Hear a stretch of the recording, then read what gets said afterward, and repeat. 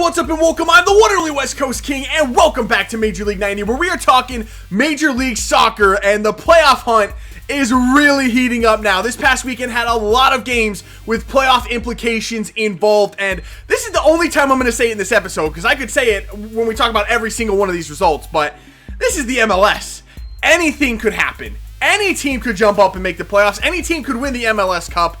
It's absolutely mad. So, without further ado, let's take a look at some of these results. So let's get things started with the game that took place on Friday, where RSL beat Colorado 2-1. Now, RSL was at home for that one. They've been in really good form at home as of late.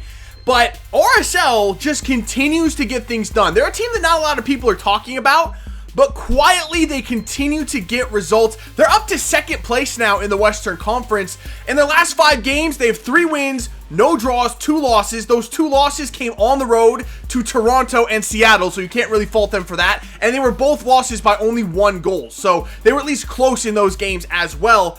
But I can't believe nobody's really saying anything about RSL, especially, that they're up to second place. I not only are they quietly playing themselves into the supporter shield discussion, they are seriously looking like a contender come playoff time. I would not be surprised if RSL actually won the MLS Cup this year. They're looking that good right now. They're one of the only teams right now that are consistent and getting consistent performances. Even in losses, they look consistently good. I can't believe that they're this good and nobody's really talking about them. So I was really surprised by that once I took a look at the standings. And Colorado, I picked them last episode to maybe be one of my supporter shield contenders. Without Jermaine Jones, they're not. They're just absolutely not. And it's not really their fault.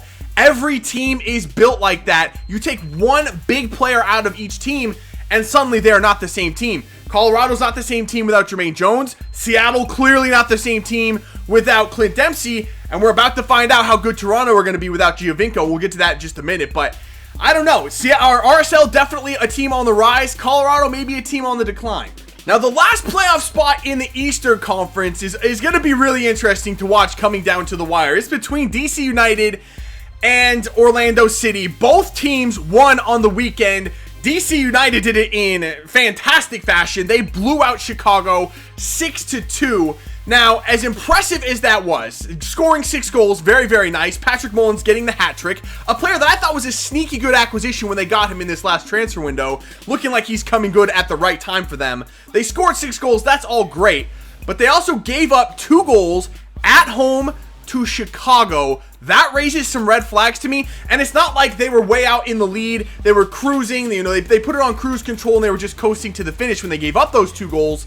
No, the first goal they gave up actually brought it back to 1-1. They were up 3-1 when they gave up the second goal to make it 3-2, so it was still a game when they were giving up these goals. It just so happened in the second half, they outscored Chicago 3-0, and they went on to win it 6-2. So, it was a good second half performance from DC, a good first half performance offensively, but that defense still really worries me. But it's the I said I didn't want to say it, but it's the MLS. If these things are going to happen, there's no team that's, complete all around. So, if they're going to score 6 goals a game, you're not going to worry too much about that defense. But I still think it's a little bit worrisome giving up 2 goals to one of the worst offensive teams in the league in Chicago. And as for Orlando, they also got a very big home win. They beat NYCFC 2-1 on the heels of a brilliant performance by Kaká. He scored both of their goals. The first one in the first half on a counterattack. The second one, he earned and converted the penalty with some nice link-up play with Matias Perez-Garcia. So he's looking really good. I said if Orlando City were going to make the playoffs, it would have to be Kaká that's going to lead them there. Absolutely looks like he is going to do that, or at least give it his best effort to do that. So a nice win for them as well. However, on the other side of the coin, NYCFC again giving up goals. They just continue to give up goals. One of the worst defensive teams in the league. Again, one of the best offensive teams as well. But I don't trust them. I don't trust them. They're second place right now in the Eastern Conference. Very well could get passed before they start the playoffs. They could enter the playoffs as low as 4th place, maybe even 5th place. Who knows? But they're not going to do very well in the playoffs if they continue to give up goals. The way I see them getting knocked out of the playoffs is they're going to win the first game at home 3-2 and then go on the road and lose 1-0 and get knocked out on away goals. That's how it's going to happen. It just is. That is the way this team is set up. And I fully believe that's how NYCFC are going to get knocked out of the playoffs. Also in the Eastern Conference, a big Canadian clash. Montreal went to Toronto and got the result 1-0 beating Toronto. And even worse than that for Toronto was they lost Sebastian Giovinco for 4 weeks with multiple muscle strains. So yeah, not looking good for Toronto at all. And like I said about Colorado losing Jermaine Jones and how they've performed, this league is not set up. Teams are not set up to be able to get those kinds of results that they want without their star players. Colorado can't do it. Seattle definitely did not do it this weekend. And now we're about to see how Toronto's going to do it. It doesn't look good for them. I will say Toronto does have a lot of quality around Giovinco, so they could probably still grind out some points here and there. They're probably not, in complete panic stations at this point, but losing the reigning MVP and probably the MVP this season as well. He's tied for the league lead in goals, second in the league in assists. He's probably going to be the MVP this season, even if he doesn't play another regular season game. He's that good. I don't know if Toronto can continue to get those points. I said last episode that my Supporter Shield favorites right now were Toronto and possibly Colorado.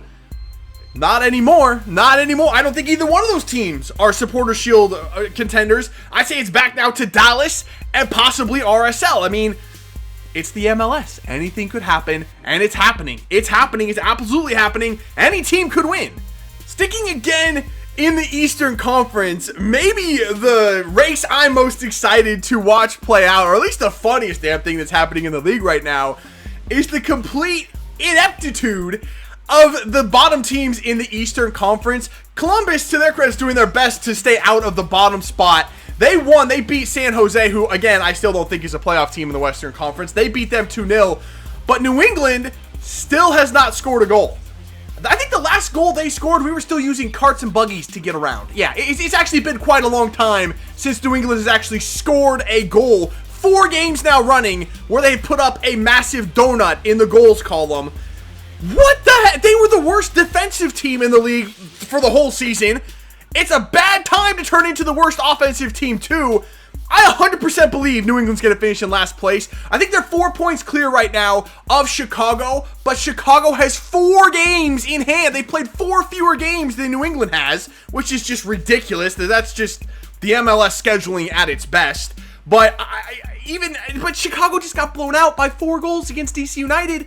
I don't know who's going to finish in last place, but I'm really interested to find out. Those two teams, it's like, who sucks more? Let's find out new ways to humiliate ourselves week by week. Let's go get, Chicago says, okay, let's go get blown out by 4 goals. And New England's like, oh, we can top you. We're not going to score a goal all month. What is that? What is that? It's just so stupid. It's hilarious, but really embarrassing. So let's move on now to the Western Conference. Dallas again looks like the Supporter Shield favorite. They beat Houston 3-1. I said there was something wrong last episode. I said there was something wrong about Dallas. Something didn't feel right, but it's just Dallas being Dallas this season. Super high highs, super low lows. Right now, I think they're just bottomed out. They're coming back again. They're probably going to go into the playoffs, probably on a little bit of a hot streak. Not a lot of games left. Who knows? Who knows? Dallas has the lead right now in the Supporter Shield race by, I think, 5 points. So, can they hold on to that? I don't know. I don't know. Toronto losing Giovinco. It's maybe RSL catches them, but right now it's probably going to be Dallas. But again, in a week's time, that could all change again. Honestly, I have no freaking clue, but Dallas looked good last week, so give them credit for that, I guess. And so we come to the coup de grace of the weekend, and it was the massive derby, Portland and Seattle. My God, I don't even think I could rate this on a scale of 1 to 10 how bad I don't want to talk about this game. Like, I really don't. I absolutely have no desire to talk about this one. As bad, we'll start with say it this way. As bad as Portland looked last weekend in Seattle getting beat 3-1, Seattle looked 100 times worse in the first half. They gave up 4 first half goals to Portland and absolutely looked like they didn't want to be there. They gave up. The third goal was humiliating. They absolutely didn't even try to stop the attack. And at that point, I actually turned it off until halftime, so I didn't even see the 4th goal. But given the fact that it was to Stevie freaking Taylor, I would say it wasn't any better. So 4 goals given up in the first half by Seattle. An absolutely humiliating performance from them. However, if there's one silver lining I could take from this performance, I would say that Seattle definitely found their coach of the future and for the current time in Brian Schmetzer. If he wasn't already solidifying himself with the recent performances, the wins from Seattle, even in this loss, I'd say he did something that says that he's the head coach and deserves to be there. He came in at halftime, and to his credit, he laid into the team. Even Captain Brad Evans said, they came in, and Brian Schmetzer said, if you're not going to play, if you're not going to try, you're not going to play. I'm going to bench you and put in someone that wants to play. And the team immediately turned it around, scored 2 goals early in the first half, and made it somewhat of a game for the rest of the match. They still lost 4-2, couldn't find another goal after that, but they gave up no goals in the second half. Not that Portland really needed to score anymore, but at least they locked it down in the second half. They scored 2 goals of their own early on and tried to make it a game. So at least there was that, and Brian Schmetzer did what he needed to do to get that reaction from his team, and he definitely did it. So it was a humiliating loss, and one that I'm absolutely just going to put out of my mind after I finish talking about it here. But Brian Schmetzer, I would say, definitely cemented himself as the head coach of that team and should continue to be the head coach for the rest of the season and beyond.